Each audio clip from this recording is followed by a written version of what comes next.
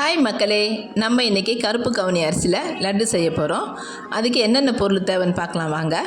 கருப்பு கவுனி அரிசி, 1/4 கிலோ பாதாம், 50 கிராம் எள்ளு, 1/4 கிலோ வேர்க்கடலை, 1/4 கிலோ முந்திரி. நம்ம இனிப்புக்கு ஒரு 300 கிராம் நாட்டு சர்க்கரை எடுத்துக்கலாம். இப்போ எப்படி செய்யலான்னு பார்க்கலாம் வாங்க. ஃபஸ்ட்டு கடாயில் நம்ம கருப்பு கவுனி அரிசியை போட்டுக்கலாம். ஒரு 15 நிமிஷம் இதை ஸ்லோ ஃப்ளேம்லேயே நல்லா வறுத்து எடுக்கணும். பாருங்கள், மெதுவாக நல்லா வறுத்து எடுக்கலாம். இதை நல்லா வறுக்க இது ஒரு 15 நிமிஷம் கழித்து பாருங்கள், இப்போ நல்லா பொரி அரிசி மாதிரி ஆகிடுச்சு. இப்போ இது நல்லா சூடாகிடுச்சு. இப்போ நம்ம இதை ஒரு தட்டுக்கு மாற்றிக்கலாம். இது நல்லா இப்போ சூடு ஆறட்டும். அதுக்குள்ளே நம்ம அடுத்த பொருளை போட்டு வறுத்து எடுத்துக்கலாம். இப்போ நம்ம பாதாமை சேர்த்துக்கலாம். பாதாமை ஒரு 5 நிமிஷம் அதுவும் ஸ்லோ ஃப்ளேம்லேயே நல்லா வறுக்கணும். இப்போ இதுவும் வறுத்துட்டோம்.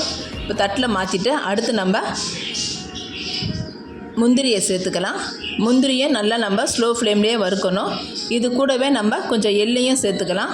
இப்போ எள்ளும் முந்திரி நல்லா வறுத்துட்டோம். இதை நம்ம பிளேட்டில் மாற்றிக்கிட்டு அடுத்து நம்ம ஏற்கனவே வறுத்து வச்ச வேர்க்கடலையும் திருப்பி இன்னும் ஒரு 5 நிமிஷம் அதையும் வறுத்து எடுத்துக்கலாம். பாருங்கள், நல்லா வேர்க்கடலையும் வறுத்து எடுத்துட்டோம். இப்போ இதையும் நம்ம பிளேட்டுக்கு மாற்றிக்கலாம். இப்போ இது எல்லாம் நல்லா சூடு ஆறின பிறகு கொஞ்சம் கொஞ்சமாக ஜாரில் போட்டு நம்ம கொஞ்சம் கொரப்பு பதத்தில் அரைச்சி எடுத்துக்கலாம். இப்போ இதை அரைச்ச எல்லாத்தையும் நம்ம கடாயில் சேர்த்துட்டு இனிப்புக்கு சேர்த்து வச்ச 1/4 கிலோ நாட்டு சர்க்கரையும் சேர்த்து அது கூட ஸ்லோ ஃப்ளேம்லேயே நல்லா கலந்து விட்டுட்டே இருக்கலாம். ஒரு 15 நிமிஷம் கலந்த பிறகு கொஞ்சம் நெய் சேர்த்துக்கலாம். நெய் நல்லா போட்டு நல்லா கலந்து விட்டுட்டே இருக்கலாம். அடி பிடிக்காமல் இருக்கணும். நம்ம போட்டிருக்க நாட்டு சர்க்கரையும் நல்லா இதில் கலந்து வரணும். இன்னும் கொஞ்ச நேரம் கலந்து விட்டுட்டே இருக்கலாம். நல்லா கலந்த பிறகு நம்ம சேர்த்த நாட்டு சர்க்கரை கலந்து பாகு பதத்துக்கு அரிசியோடு நல்லா கலந்துருக்கு பாருங்கள். நம்ம இப்போ திருப்பியும் கொஞ்சம் நெய் சேர்த்துக்கலாம். இது கூட திருப்பி ஒரு 5 நிமிஷம் இது நல்லா கலந்து விட்டுட்டே இருந்துட்டு அப்புறம் நம்ம ஒரு 5 மினிட்ஸ் கழித்து சூப்பராக இருக்கும். இது ஒரு 5 மினிட்ஸில் நம்ம இப்போ ஸ்டவ் ஆஃப் பண்ணிக்கலாம்.